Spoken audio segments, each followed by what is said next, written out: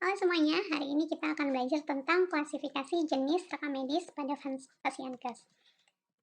Kita sudah belajar kemarin tentang paradigma RMIK yang sudah menjelaskan bahwa terjadi pergeseran antara paradigma lama ke paradigma baru, di mana dari DRM atau dokumen rekam medis kertas kemudian akan berpindah ke rekam medis elektronik. Baik, hari ini kita akan belajar dua jenis dokumen rekam medis tersebut. Yang pertama, DRM, dokumen rekam medis kertas atau paper piece. Secara umum, komponen DRM atau rekam medis berupa paper piece ini terdiri dari empat maksud saya. Yang pertama, formulir rekam medis, kemudian klip atau fastener, yang ketiga, pembatas dan folder rekam medis, yang keempat, folder sampul rekam medis. Yang pertama, formulir rekam medis. Biasanya semua formulir ini dibuat dengan ukuran yang sama, biasanya menggunakan kertas ukuran A4 dan sudah dilakukan pendesainan khusus dari tim rekam medis di rumah sakit. Kemudian, formulir rekam medis ini biasanya terdiri dari nama pasien, nomor rekam medis pasien, dan judul formulir. Biasanya ditempatkan pada posisi yang sama di setiap formulir. Jadi, kolom nama, nomor rekam medis ini kalau misalnya di lembar rawat jalan pendaftaran, kemudian nanti lembar rawat jalannya di poli, letaknya di atas, berarti semuanya nanti akan terletak di atas juga. Kemudian yang ketiga, hanya formulir yang disetujui oleh komite rekam medis yang boleh dimasukkan dalam berkas rekam medis. Jadi, dalam penyusunan berkas rekam medis ini tidak asal disusun. Biasanya secara berkala akan ditinjau. Seperti apa pengisiannya, seperti apa kelengkapan pengisiannya. Nanti akan ditinjau apakah desain tersebut bisa dilanjutkan atau harus direvisi. Dan ditetapkan desain yang baru oleh komite rekam medis. Kemudian yang kedua adalah klip atau fastener. Nah, bentuknya seperti ini, macam-macam. Ada yang berupa aluminium, ada yang aluminium semi plastik, ada yang tebal, ada yang tipis, berwarna-warni, ini macam-macam. Harus disatukan dalam suatu klip atau fastener ini supaya tidak tercecer berkas-berkas rekam medis tadi yang berupa lembaran-lembaran. Nah, penambahan formulir nanti juga tidak akan mudah jika dilakukan atau dilengkapi dengan klip atau fastener. Tidak sembarang orang bisa membuka, mengambil, ataupun menambahkan dokumen rekam medis yang ada pada bundle tersebut. Kemudian selanjutnya, komponen yang ketiga adalah pembatas. Dalam dokumen rekam medis ini harus ada yang dinamakan pembatas.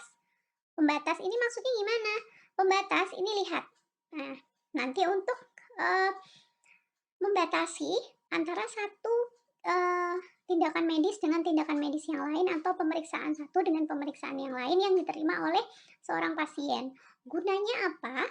Untuk memberikan batasan agar pasien tersebut mudah diidentifikasi kunjungannya. Ini mau kunjungan kemana sih? Ini bisa dilihat dari pembatas tersebut.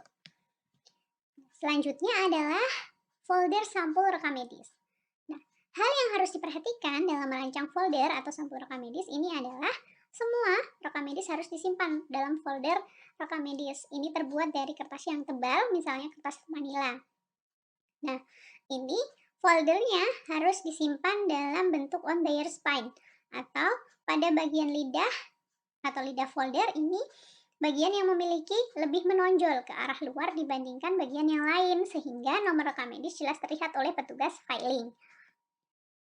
Nah, kalau ada lidah folder seperti ini, maka petugas filing akan dengan mudah ketika dia mau menyimpan ataupun mengambil rekam medis yang sudah ada di dalam rak.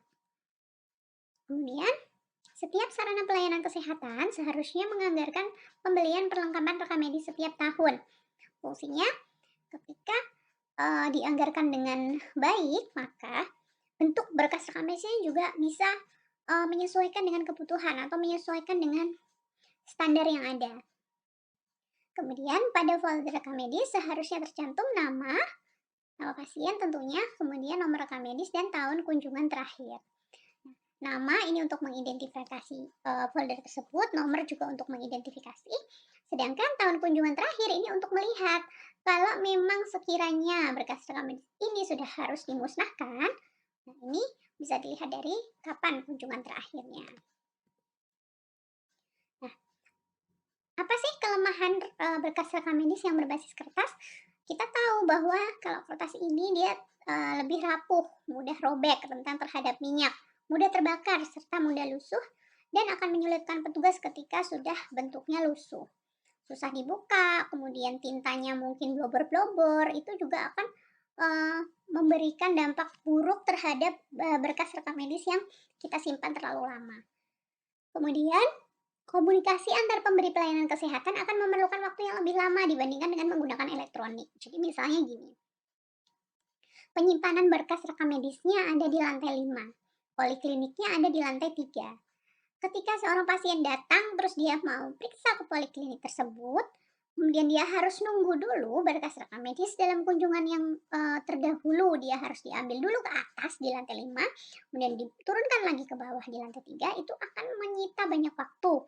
Banyak waktu dan banyak tenaga, karena harus ada petugas nih yang mondar-mandir gitu.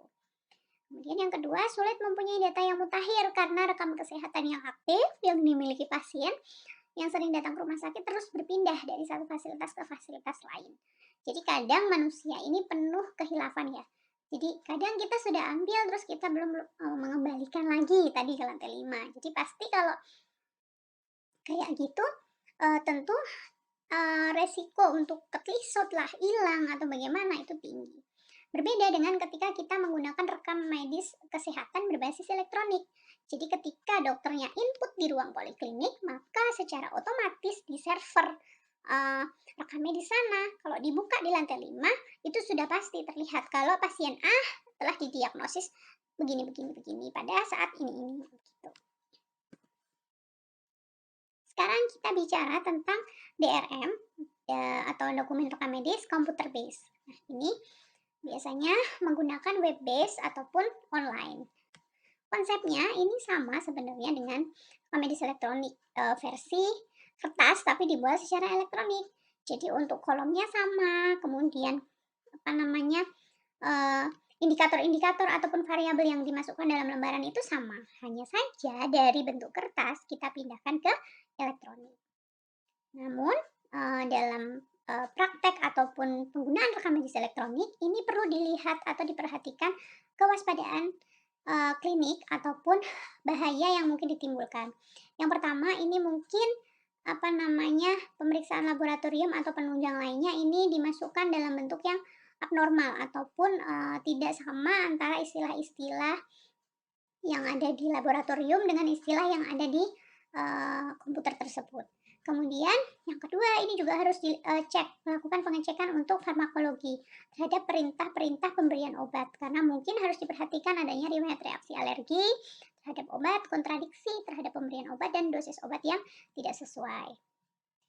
Nah, kemudian rekam medis berbasis komputer ini menurut NAHIT atau National Alliance for Health Information Technology ini dibagi jadi 3. Ada EMR, ada EHR, dan ada PHR. Kalau EMR ini masuk ke Electronic Medical Record, jadi hanya dibuat dari lembaran terus dia pindahkan menjadi catatan elektronik. Kalau masuk ke Electronic Health Record, ini dari catatan manual dibuat menjadi catatan elektronik, namun dapat dikenali secara nasional. Kalau EMR ini biasanya lokal di satu sarana pelayanan kesehatan, kalau EHR ini dia lebih secara nasional dikelola, dikonsultasikan oleh organisasi yang berwenang dan dokter yang berkompeten. Kalau masuk ke PHR atau Personal Health Record, ini berarti yang sesuai standar untuk sumber yang bisa dikelola dan dibagi dan dikendalikan oleh individu. Ini pada negara-negara berkembang sudah masuk ke Personal Health Record. Jadi riwayat kesehatan apa, riwayat tindakan kesehatan apa, kemudian apa saja obat yang sudah pernah mereka makan, terus mereka pernah berobat kemana saja. Kalau di negara-negara Eropa maupun Amerika ini sudah ke Personal Health Record. Jadi mereka sudah bisa mengakses medical record mereka via gadget mereka sendiri. Nah, ini real time patient health data dan EHR data. Ini kalau real time patient health data ini isn't transmitted to care team. Jadi tidak ditransmisikan atau dibagikan pada tim pemberi pelayanan. Kalau EHR ini sitting in health system doesn't reach the patient. Jadi kalau ini real-time patient health data ini pasiennya yang datang ke pusat pelayanan kesehatan. Kalau dia masuk EHR ini juga sudah bisa, pasiennya cuma duduk aja di rumah, mereka melakukan konsultasi secara online atau biasa disebut dengan telemedicine. For too long, patient and healthcare ecosystem have been largely disconnected. Jadi lama-lama antara pasien dan healthcare ini dia memiliki ataupun bisa tidak berhubungan secara langsung. Kemudian yang kedua adalah konsep media DRM dengan web based. Ini menggunakan pemrograman PHP dan didukung basis data MySQL. Nanti kalian akan belajar lebih dalam di mata kuliah algoritma dan pemrograman. Nah, bentuknya seperti ini. Jadi pasien ini nanti rekam medisnya akan dibagi-bagi nih. Dia pernah ke hospital mana aja. Misal dia pernah ke A, dia pernah ke B, dia pernah ke C. Dari semua ini nanti akan melaporkan apa-apa yang pasien ini terima dari masing-masing hospital ini kepada adapter di masing-masing pelayanan kesehatan. Dari adapter ini nanti dia mengirim ke server pusat, yang server pusat ini nanti tugasnya adalah mengumpulkan dari hospital A, B, dan C ini apa yang dilakukan si pasien. Jadi secara lengkap.